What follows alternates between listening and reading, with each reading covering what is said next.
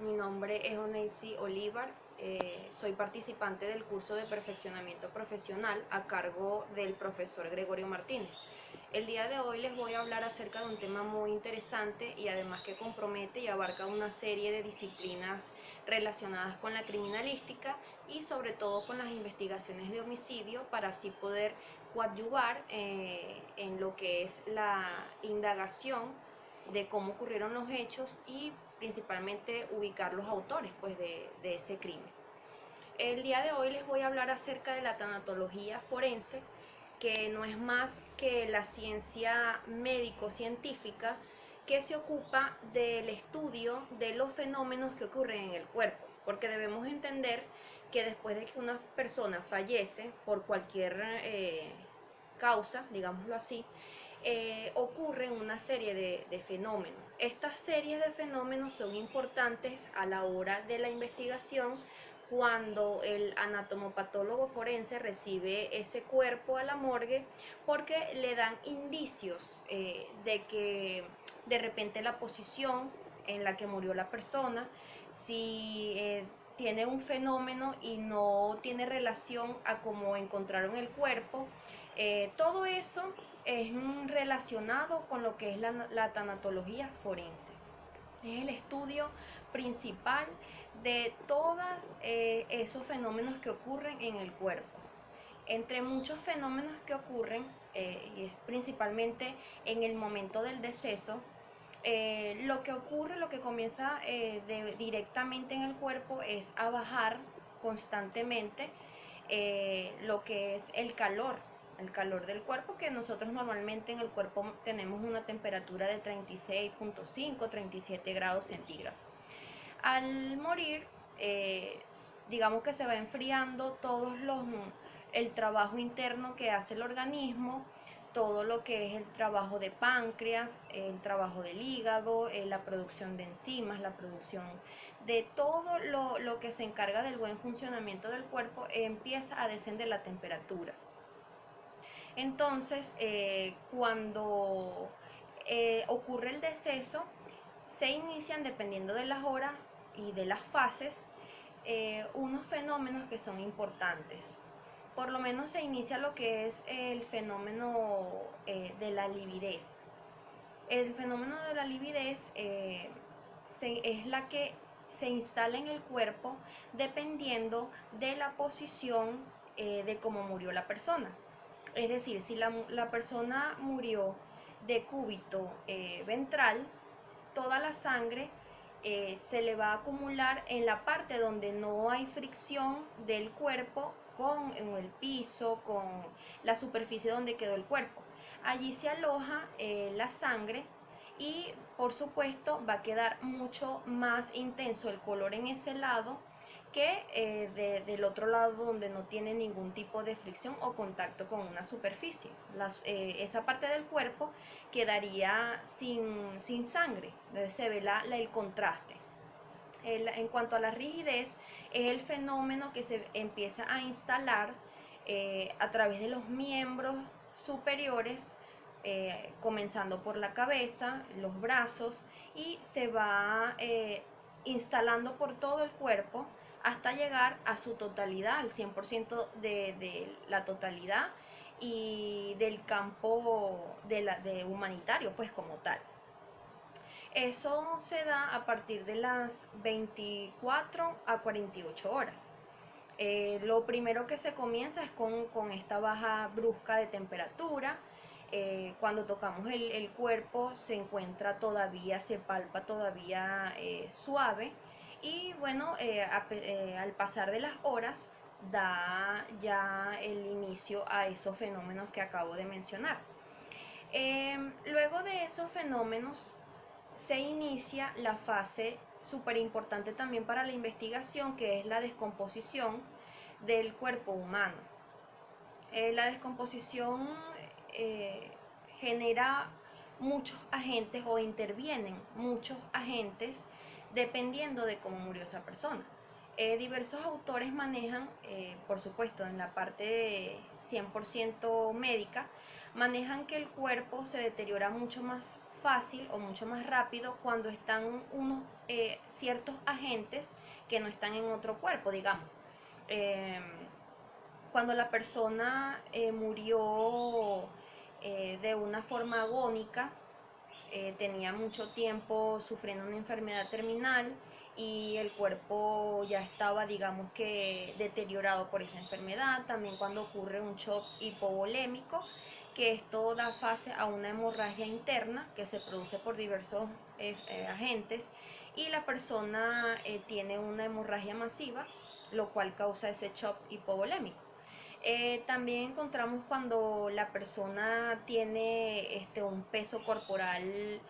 bastante pronunciado, digamos que cuerpos de más de 100 kilos. Estos son agentes acelerantes de la descomposición. Tenemos los agentes que digamos que son como atenuantes de esa descomposición. Encontramos las personas que mueren por desnutrición, puesto que no tienen casi grasa o adipocitos, no se les encuentra casi grasa y esto permite que la descomposición no se instale tan rápido como en otros cuerpos. También encontramos las personas que tienen ya una mayor edad, o sea, personas de la tercera edad,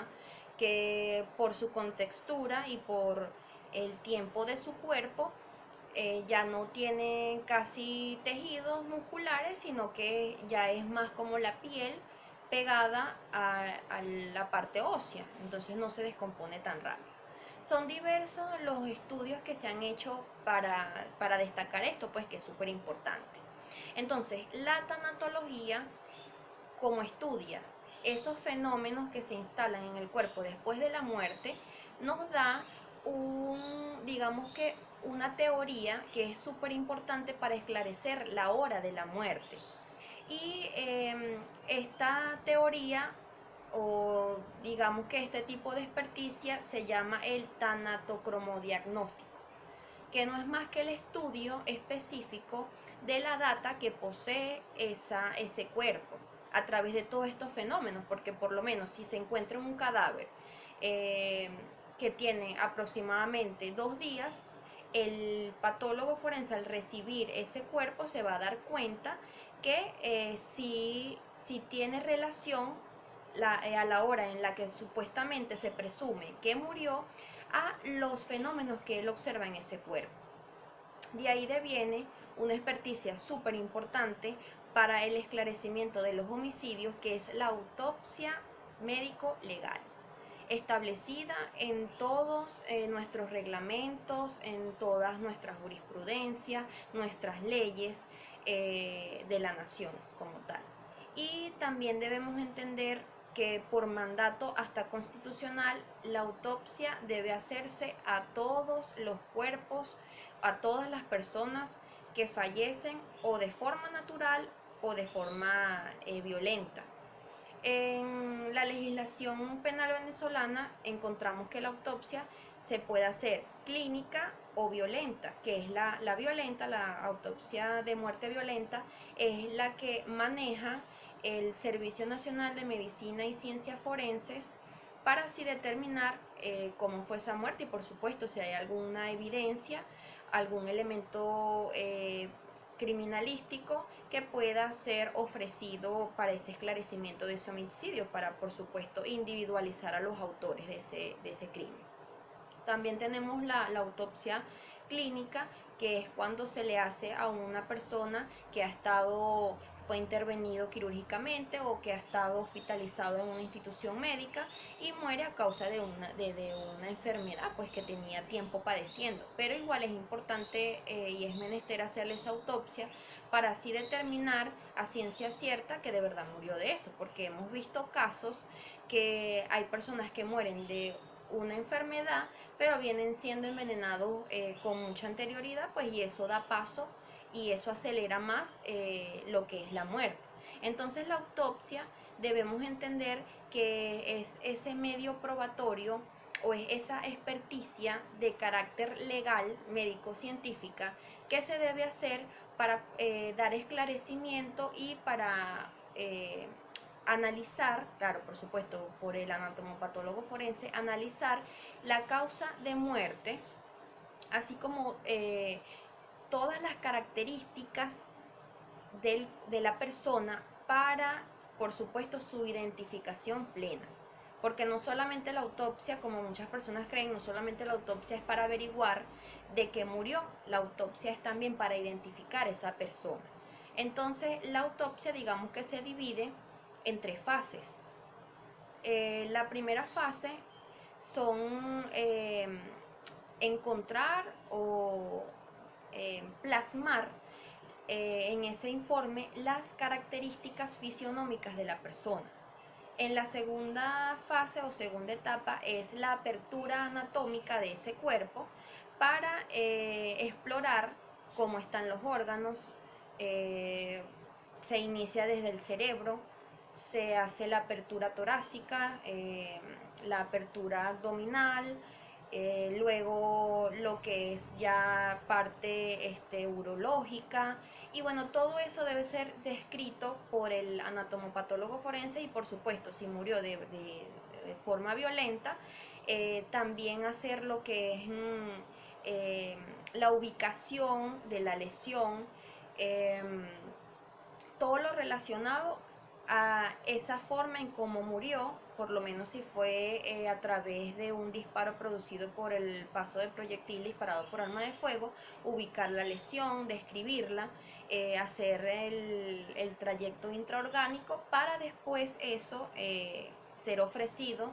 a la fiscalía, y pues de ahí que se coadyuve en la búsqueda de la justicia. Entonces la primera fase, como ya lo dije anteriormente, la primera fase nos establece las características fisionómicas de la persona. Es decir, se comienza, se localiza el cadáver de una persona de sexo femenino, aparenta la tercera edad, la tercera etapa de la vida, eh, tiene ojos grandes, cabello ondulado, todas las características. Y también es muy importante que el médico plasme allí las características que individualizan a cada persona. Es decir, si posee algún cambio odontológico, es decir, eh, alguna cosa que se haya realizado, tanto estético como funcional, si es un cambio de un diente, si es una colocación de ortodoncia, si tiene algún tatuaje, muy importante ubicar y estampar allí todos los medios de identificación. Ya esto se los voy a explicar el por qué es tan importante. Se describe, por supuesto, estatura, peso, características del rostro, si tiene alguna lesión o alguna cirugía de data vieja, por supuesto, si tiene cicatrices, también es importante. Y ya se da lo que es la apertura anatómica, que es el estudio interno del cuerpo, si presenta alguna lesión en algún órgano. También es importante establecer que en la primera fase es importante que el anatomopatólogo revise totalmente el cuerpo para ver si tiene de repente alguna sutura pequeña, alguna lesión pequeña, podría ser producto de una inyectadora, por supuesto de una aguja hipodérmica, para ver si de repente se puede encontrar eh, la causa de muerte,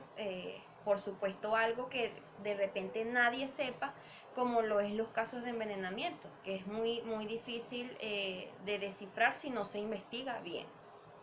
Entonces nos vamos a la segunda fase, lo que es la apertura anatómica del cuerpo. Allí se observa las condiciones en las que estaba esa persona, eh, todo lo relacionado a la parte interna, las asas intestinales. También es importante indagar en qué comió esa persona, porque a través de ese contenido gástrico, se pueden hacer estudios.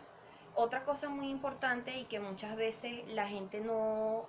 sabe, las personas no tienen conocimiento, es que la toxicología forense está muy ligada a las investigaciones de homicidio. Es importante destacar que el anatomopatólogo, a través de todas las formas y los medios en que él va a revisar ese cuerpo, él tiene también que revisar lo que tiene el hígado, por supuesto, como ya lo comenté, el contenido alimentario del estómago, riñones, porque a través de esos órganos es que se puede filtrar de repente si fue inyectado con algún tipo de veneno, o también se estudia mucho en lo que es las presuntas malas praxis, si de repente hubo una colocación de un medicamento que era altamente tóxico, o que la dosis era más de la debida, o que la persona era alérgica. O sea, influyen muchos factores a la hora de realizar la autopsia. Entonces, como lo dije anteriormente, la toxicología, que es la ciencia que se encarga de los estudios de los agentes tanto internos como externos que pueden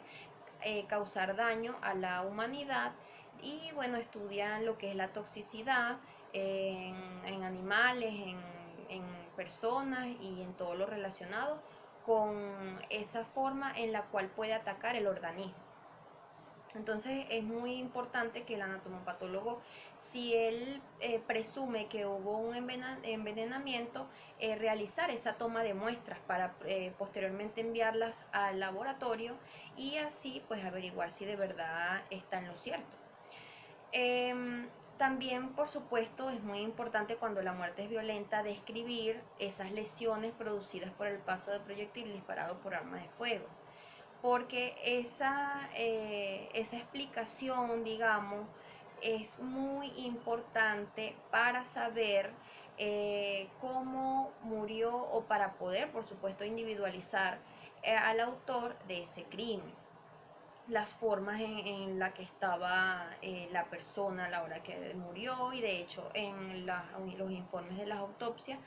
en los protocolos de las autopsias, se puede ubicar si fue ascendente, descendente, de izquierda a derecha, de derecha a izquierda, de arriba a abajo, todo lo relacionado a eso. Y también se hace el estudio a través, digamos, como de un alambre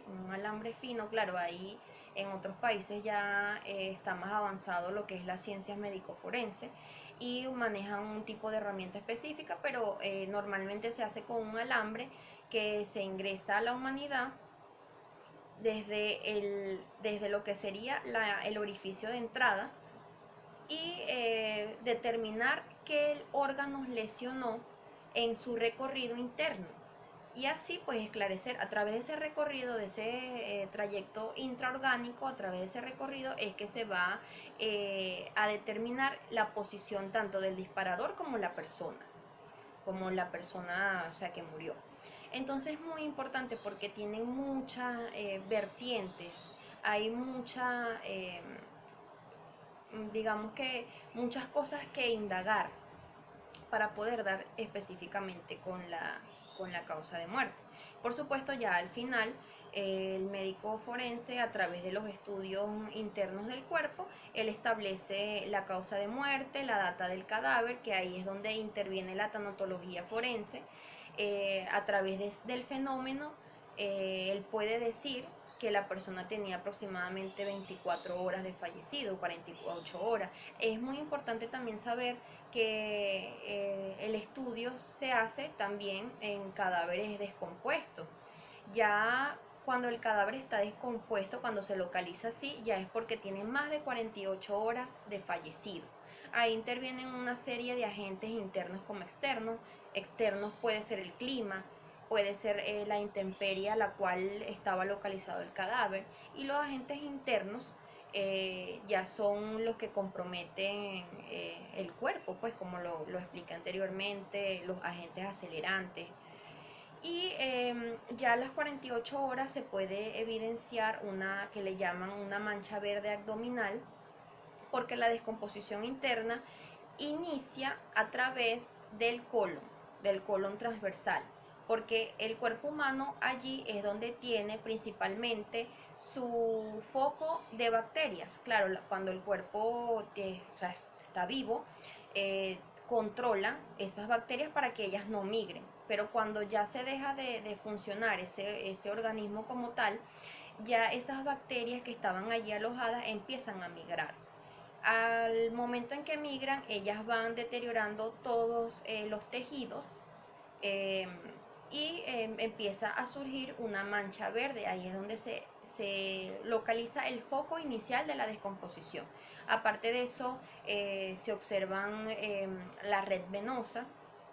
que se da por el paso de que ya la hemoglobina no tiene oxígeno y la hemoglobina se va descomponiendo, pues y va pasando ya por las venas sin oxigenación, y por supuesto ya se van marcando en el cuerpo como tal. Entonces, ya después de la descomposición vienen otros fenómenos, que es la putrefacción, es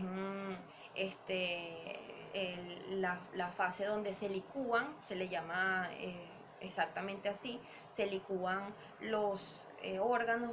comienza principalmente, y uno de los órganos más afectados por esta fase es el cerebro. Se licúa y queda de una forma pastosa, que es bastante difícil de investigar. Pero bueno, todo esto tiene por supuesto, intervenir el médico anatomopatólogo. También se da ya lo que es la parte de la putrefacción, que es cuando ya no hay casi tejidos y ya va, digamos que llegando a la fase ya ósea, que esto es ya a partir de los 5 a 10 años. Y también, para culminar, es importante destacar que así el cuerpo pasen los años que pasen y así encontremos solamente osamentas, puede ser objeto de una segunda autopsia, como se le conoce también una reautopsia o una exhumación, que también es súper importante esta experticia médico-legal, para determinar esa causa de muerte, para comprobar verdaderamente si esa autopsia fue satisfactoria, y si de verdad ese hallazgo allí tiene relación con la causa de muerte de la persona. Entonces, es un parte como que eh, de abarcar poco el campo tan importante de lo que es la tanatología y la autopsia. No se puede explicar tan fácilmente en tan poco tiempo, pero espero, bueno, que haya sido de gran ayuda para las personas que estamos metidas en lo que es esta investigación y este mundo tan bonito que es de la averiguación penal. Muchas gracias.